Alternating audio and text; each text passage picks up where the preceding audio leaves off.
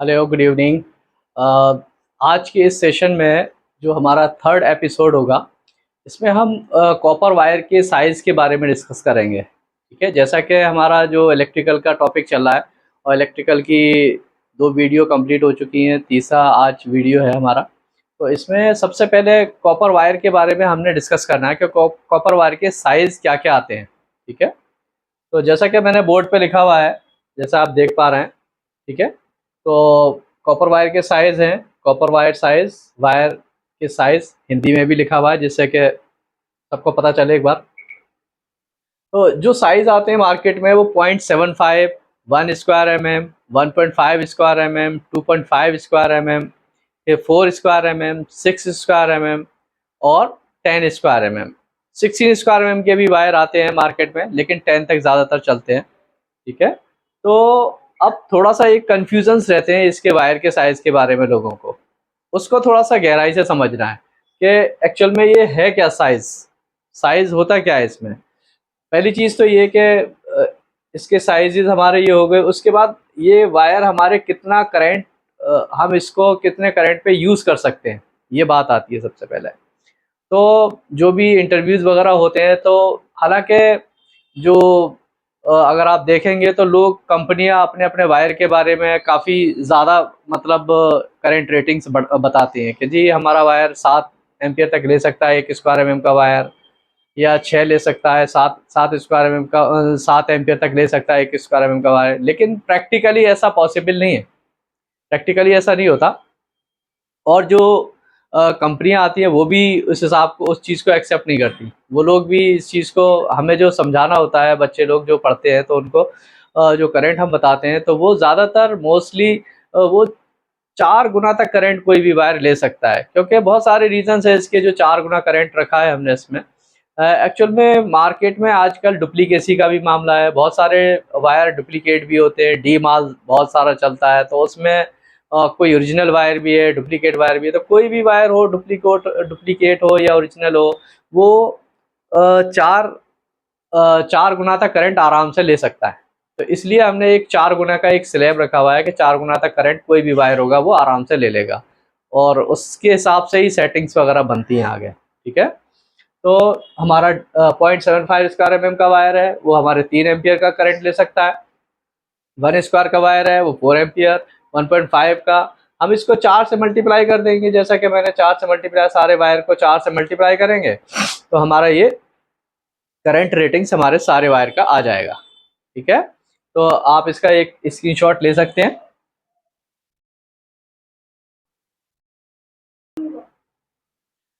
जिस तरह से अभी हमने करंट रेटिंग्स और वायर के साइज़ के बारे में डिस्कस किया, एक्चुअल में इसके साइज़ के बारे में कुछ थोड़ा से कन्फ्यूजन्स रहते हैं बच्चों को।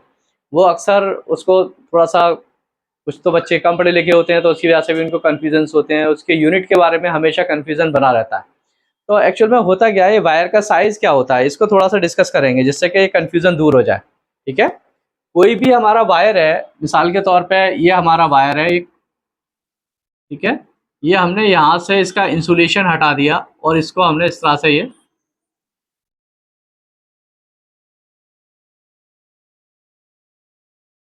ठीक है, ये इंसुलेशन के साथ वायर है और इसके ऊपर लिखा हुआ है 1.5 SQMM। ठीक है, एक्चुअल में इसका साइज जो होता है SQMM में होता है। कभी कभी लोग इसको ज़्यादातर MM में भी बोल देते हैं कि भाई ये इतने MM का वायर है, लेकिन एक्चुअल में इसका साइज होता है वो स्क्वायर MM में होता है।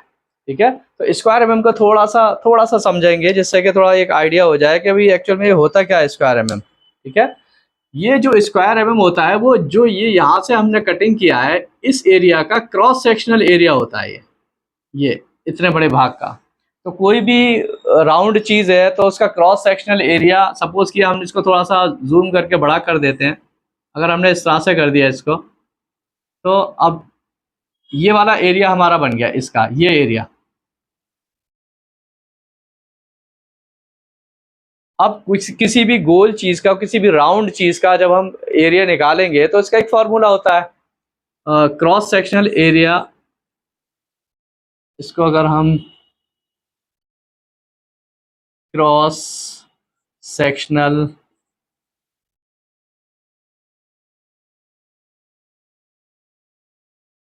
एरिया, ठीक है।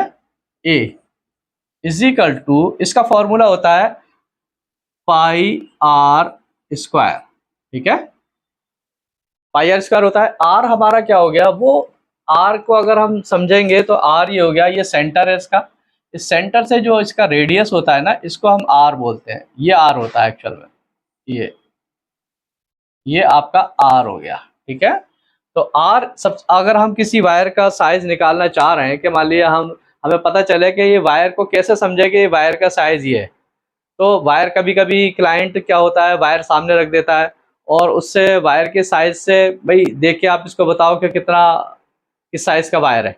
एक तो इंसान जब यूज करता है वायर तो उसको आइडिया हो ही जाता है कि ये कितने साइज का वायर है, उसको पकड़ के देख लेता है। कभी कभी इंसुलेशन मोटा होता है कुछ वायर का, जो थोड़ा सा लो क्वालिटी के वायर होते हैं उनका इंसुलेशन मोटा होता है, और कॉपर और जो अच्छी क्वालिटी के वायर होते हैं उनका इंसुलेशन थोड़ा पतला होता है।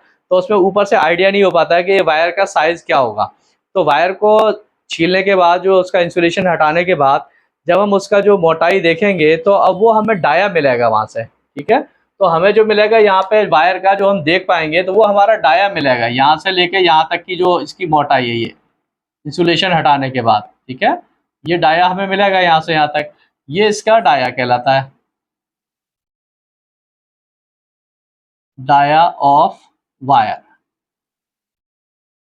ठीक है।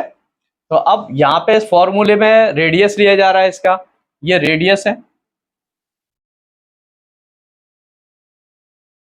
ठीक। तो अब सबसे पहले तो डाया और रेडियस दो चीजें होंगी, तो रेडियस हमें निकालना है तो r is equal to D by two. इस तरह से हम कोई भी डाया है साइज का तो इस तरह से आधा कर दिया तो रेडियस हमारा बन गया।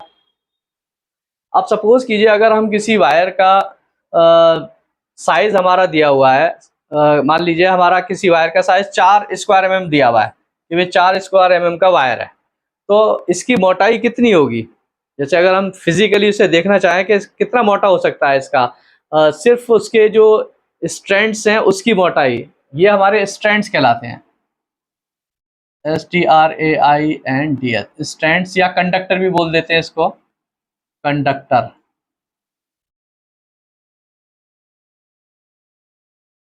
ठीक है। तो ये हमारे हो गए स्ट्रैंड्स या कंडक्टर्स। तो ये इसकी मोटाई हमें निकालना होता है, इसका आइडिया लेना होता है कि हमारा अगर इतने का वायर है स्क्वायर mm का, तो इसका मोटाई, इसका डाया कितना हो सकता है।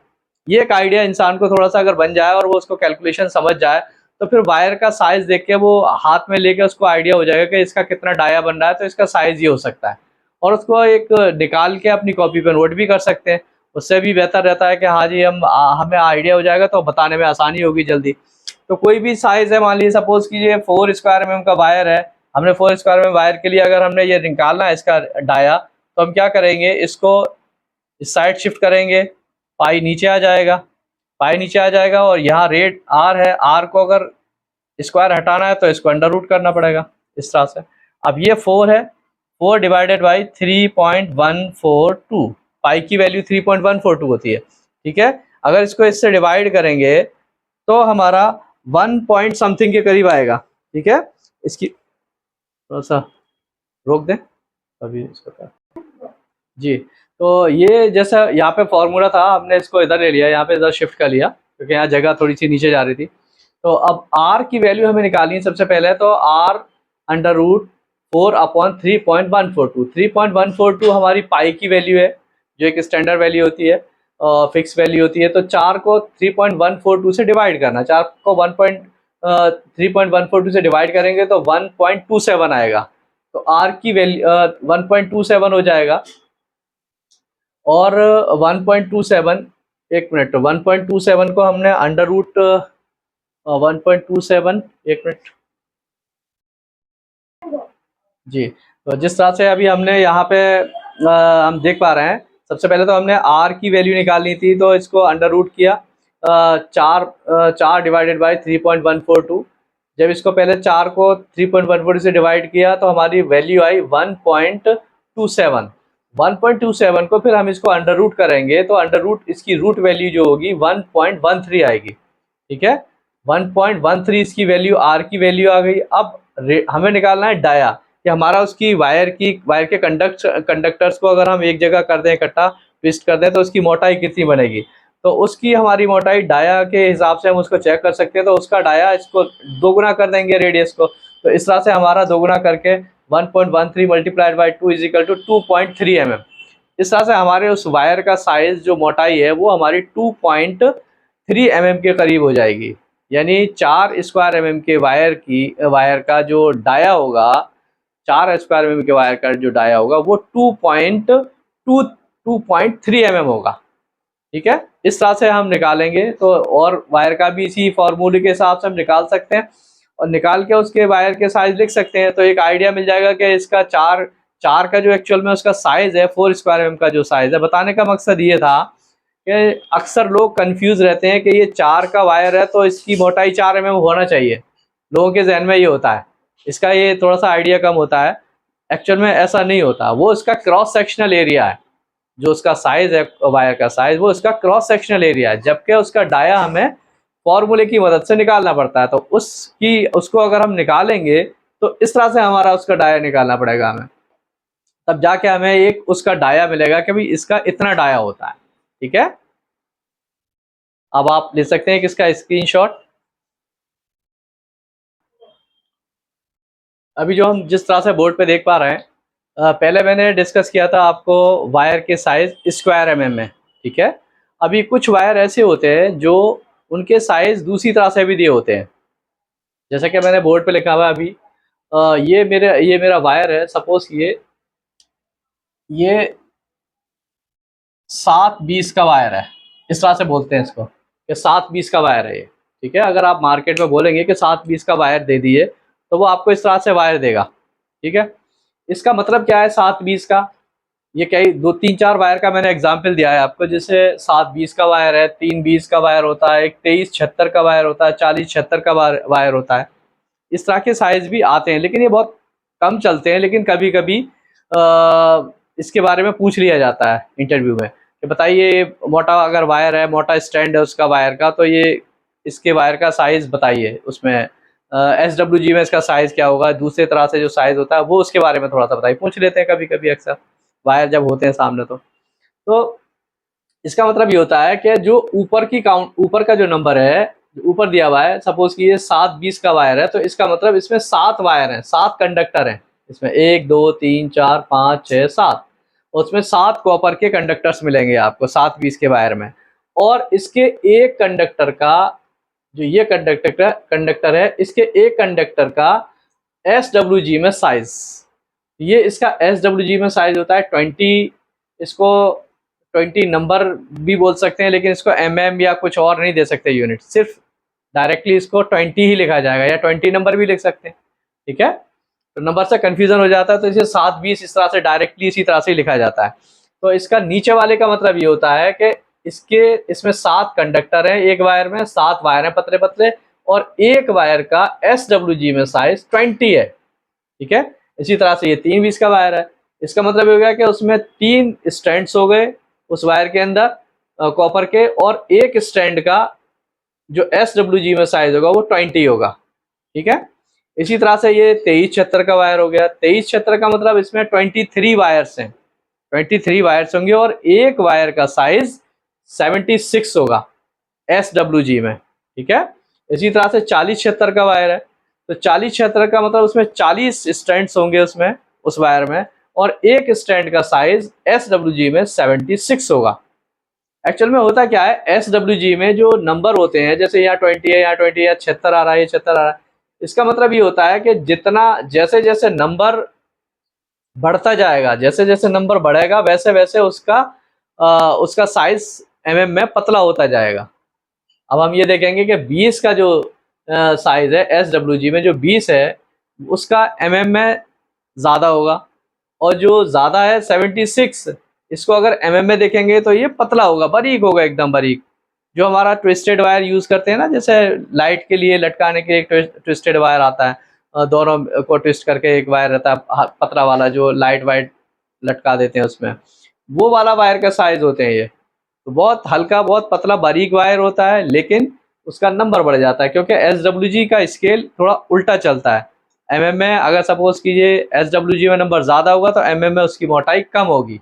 ये इसका इस तरह से चलता है। तो ये दो तरह से हमारे मार्केट में चलते हैं, एक तो स्क्वायर mm में चलता है और एक हमारा इस तरह से 7/20 या 3/20 इस तरह से साइज भी चलते हैं। ठीक है, अब आप इसका एक स्क्रीनशॉट ले सकते हैं।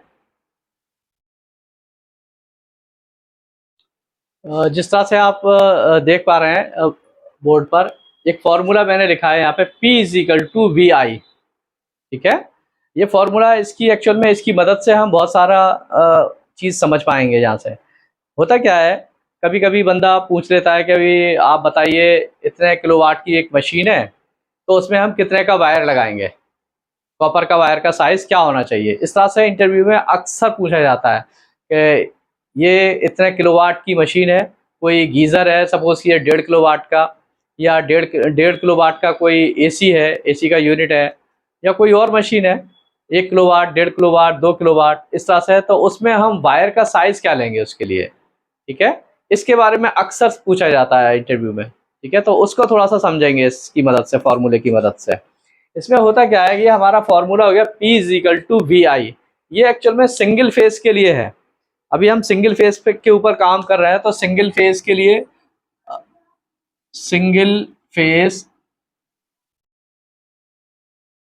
की बात चल रही है हमारी। ठीक है, तो सिंगल फेज के लिए हमारा जो फॉर्मूला हो जाता है P is equal to VI। अब P का मतलब क्या होता है, P का मतलब पावर, पावर। अच्छा, V मतलब वोल्टेज, I मतलब करंट। तो ये तीनों की मदद से हमारा एक फॉर्मूला तैयार हो गया P is equal to VI। अब पावर का यूनिट किसमें नापा जाएगा, इस पावर को, उसका यूनिट होता है किलोवाट या वाट। 1 किलोवाट बराबर 1000 वाट के होता है, यहाँ पे ही लिख देते हैं 1 किलोवाट इज इक्वल टू 1000 वाट। ठीक, तो ये क्लियर हो गया यहाँ पे। तो इस तरह से इस यूनिट को जो पढ़ते हैं वो हम किलोवाट में या वाट में पढ़ते हैं। ठीक है, अच्छा, दूसरी चीज, जो हमारा वोल्टेज है, वो वोल्टेज आपका पीछे से जो वोल्टेज आ रहा है वो आपका वोल्टेज होता है कि भाई कितने वोल्ट का हमारा सप्लाई आ रही है पीछे से, सिंगल फेस में कितना। ये थोड़ा सा वेरी करता है एक्चुअल में। कभी जब पीछे से जाड़े का सीजन होता है तो उसमें लोड कम होता है, इलेक्ट्रिक लोड कम होता है, तो पीछे से वोल्टेज अच्छे आते हैं, तो हमारा 230 भी आता है उस टाइम पे, 230 225 वोल्ट आती है सप्लाई। और जब गर्मी का सीजन आ जाता है तो लोड बढ़ जाता है तो वोल्टेज थोड़ा सा ड्रॉप हो जाता है, तो उस हिसाब से 220 भी वोल्ट हो सकता है। तो इस हिसाब से इसका थोड़ा सा वेरिएशन इसमें दिखाया जाता है, 220 से 230 वोल्ट के करीब इसका वोल्टेज आता है हमारा सिंगल फेस का। ठीक है, और ये हमारा हो गया करंट। तो करंट का यूनिट एम्पियर हो गया। ठीक है, इसको सिंपली ए से भी डिनोट कर देते हैं, ए दिखा देते हैं कि भाई ये एम्पियर, AMP भी लिख देते हैं या ए भी लिख देते हैं, तो इस तरह से पता चल जाता है कि भाई इसका ये करंट है। ठीक, अब इस फॉर्मूले की मदद से हमने एक चीज क्लियर करनी है कि हमारा सपोज कीजिए 1.5 किलोवाट का गीजर है, तो 1.5 किलोवाट का गीजर हमारा के लिए हम कौन सा वायर सेलेक्ट करें, कौन सा वायर इसको सूटेबल होगा, ये हमें सेलेक्ट करके बताना होता है। ये इंटरव्यू में पूछा जाता है अक्सर कि भाई 1.5 किलोवाट का गीजर है तो आप कैसे सेलेक्ट करेंगे कि इसमें ये वाला वायर लगेगा। सपोज कि उसने रट लिया, कहीं से पढ़ लिया कि भाई ये इसमें ये इतना 2.5 स्क्वायर mm का वायर लगेगा, सपोज कीजिए उसने बोल दिया, तो फिर बोलेगा जस्टिफाई कीजिए कैसे लगेगा 2.5 स्क्वायर mm का वायर।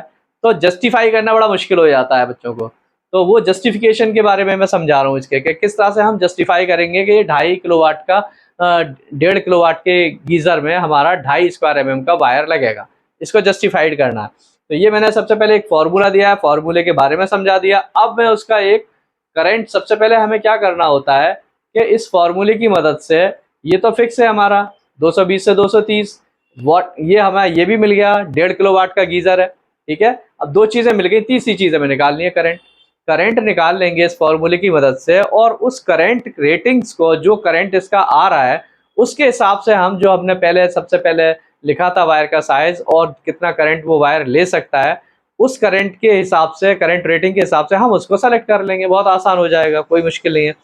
तो अभी आप ले सकते हैं इसका एक स्क्रीनशॉट, उसके बाद फिर आगे इसको समझाते हैं। तो जैसा आप बोर्ड पे देख पा रहे हैं, मैंने अभी जस्ट मैंने इसमें पीछे आपको समझाया था उसका फॉर्मूले के बारे में। अब उस फॉर्मूले की मदद से हम इसका करंट निकालेंगे, जिसकी मदद से हम वायर का सिलेक्शन करेंगे कि हमें इस रेटिंग के लिए, इतने पावर के लिए कितने कितने साइज का वायर लगाना है, कंज्यूम करना है इसमें। ठीक है, तो सबसे पहले हमारा एक गीज़र हो गया, 1.5 किलोवाट का गीज़र है हमारा। तो हमने इसको वॉट में कन्वर्ट कर लिया। जब फॉर्मूले में इसको लगाते हैं तो हम वॉट में कन्वर्ट करके तब इसमें लगाते हैं। वॉट में कन्वर्ट किस तरह से करते हैं, जैसा मैंने अभी लिखा था आपको, 1.5 इंटू 1000। ठीक है, तो इस तरह से ये 1 किलोवाट इज इक्वल टू 1000 वाट। इसकी मदद से हमने इसको वॉट में कन्वर्ट कर लिया। और दूसरा वोल्टेज हमने 230 लिया है इसमें फॉर्मूले में। अब हमें करंट निकालना है इसमें, तो करंट निकालेंगे किस तरह से, सबसे पहले फॉर्मूले को सेट कर लेते हैं। P is equal to V I. तो आई हमारा यहीं छोड़ दिया, V को हमने इधर शिफ्ट किया, तो P अपॉन V हमने बराबर का निशान आई साइड में कर दिया और ये साइड कर दिया। I is equal to P upon V। सबसे पहले हमने फॉर्मूले को सेट कर लिया उसकी मदद से। ठीक है, तो P अपॉन V हमारा फॉर्मूला बन गया। अब P की वैल्यू हमारी 1500 है, जैसे कि यहाँ पे 1500 निकला। 1.5 किलो वाट का हमारा 1500 वाट का बनता, 1500 वाट बनता है। तो 1500 वाट और 230 हमारा वोल्टेज है। 1500 अपॉन 230, जब इसको आप डिवाइड करेंगे, काटेंगे, तो 6.8 एम्पियर आएगा इसका रेटिंग। ठीक है, तो आई की वैल्यू कितनी आएगी, 6.8 एम्पियर। अब हम 6.8 एम्पियर को हम सेलेक्ट करेंगे वायर को इसकी मदद से। ठीक है, जैसा मैंने अभी पहले चार्ट बताया था, उस चार्ट की मदद से मैंने इसमें 1.5 स्क्वायर mm का वायर और 2.5 स्क्वायर mm का वायर लिया है। 1.5 स्क्वायर mm के वायर का करंट रेटिंग मैंने 6 एम्पियर लिया था और 2.5 स्क्वायर mm के वायर का 10 एम्पियर लिया है। अब अगर हम इसमें सेलेक्ट करते हैं 6.8, एक्चुअल में 6.8 का जो एम्पियर रेटिंग है वो इस 6 एम्पियर को टच करके ऊपर निकल रहा है। ठीक है, तो 6 को टच करके ऊपर निकल रहा है, तो इसका मतलब ये 1.5 स्क्वायर mm का वायर इसके लिए सूटेबल नहीं है। अब हम अगले वाले वायर पे जाएंगे, तो अगला नंबर आता है 2.5 का वायर। 1.5 के बाद 2.5 का साइज आता है, तो अब हमें 2.5 का देखते हैं, तो 2.5 का करंट रेटिंग 10 एम्पियर बनता है।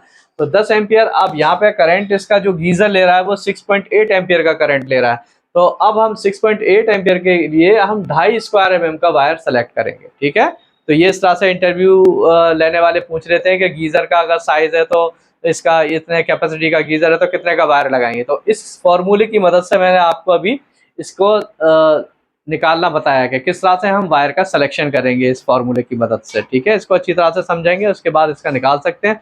अच्छा, यहाँ पे एक चीज़ और भी है, इसमें कभी कभी वो पूछ लेते हैं कि 1.5 किलोवाट का एसी है तो उसमें कितने का वायर लगाएंगे। ठीक है, ये भी साथ में बात आती है।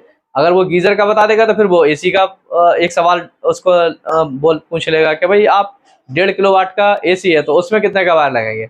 अब 1.5 किलोवाट का एसी है, अगर उसका भी अगर हम करंट कैलकुलेट करेंगे तो वो इस फॉर्मूले की मदद से सेम आएगा, 6.8 एम्पियर ही आएगा। लेकिन अब गीजर में और एसी में थोड़ा सा फर्क आ जाता है। वो बंदा चेक करना चाहता है कि बंदे को कितनी नॉलेज है।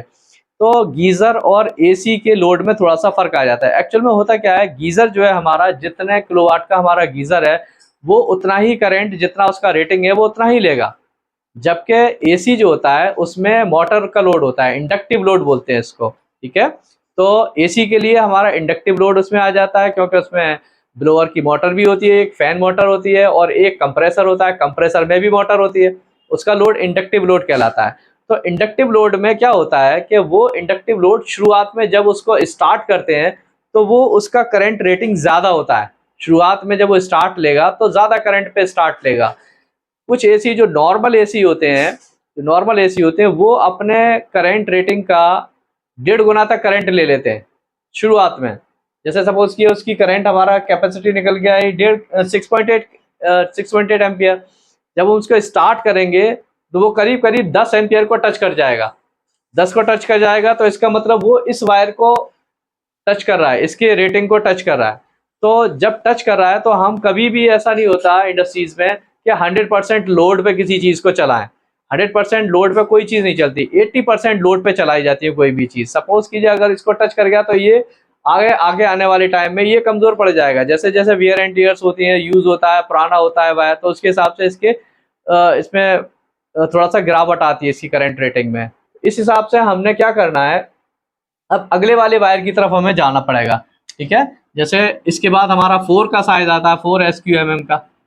तो 4 SQMM के लिए 16 एम्पियर का करंट रेटिंग बनता है। तो अब हमने क्या करना है, एसी के लिए जो हमारा रिकमेंडेड वायर होता है वो 4 स्क्वायर mm का वायर होता है।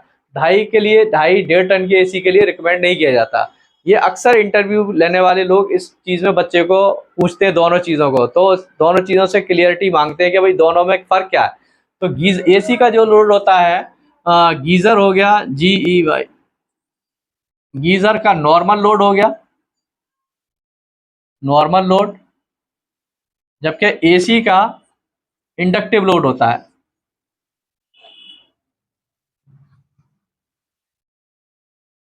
तो ये 1.5 टन के एसी के लिए 1.5 किलोवाट, मान लीजिए इसको 1.5 किलोवाट के एसी के लिए हमें 4 स्क्वायर mm का वायर लेना पड़ेगा, तब ये हमारा सक्सेसफुली इसको चला सकते हैं उस पर, और ये चलेगा आने वाले टाइम के लिए, आगे टाइम के लिए। ठीक है, ठीक है। तो इस तरह से हमारा ये 1.5 किलोवाट का इंडक्टिव लोड ये होता है, और 1.5 किलोवाट का हमारा जो एसी हो गया उसके लिए 4 स्क्वायर mm का वायर हम रिकमेंड वो मांगते हैं कि 4 स्क्वायर mm का वायर लगना चाहिए, और वही इस पर चल पाता है। 2.5 स्क्वायर mm का वायर लोड नहीं ले पाता, आने वाले टाइम में वो ओवरहीट होता है, ओवरहीट होकर वो जल जाता है, वो काम नहीं करता। ठीक है, अब आप इसका एक स्क्रीनशॉट ले सकते हैं। आज के एपिसोड में इतना ही। अगले एपिसोड में फिर मिलते हैं और इसके आगे के पॉइंट्स को इसको बढ़ाएंगे। ठीक है, ओके, गुड नाइट।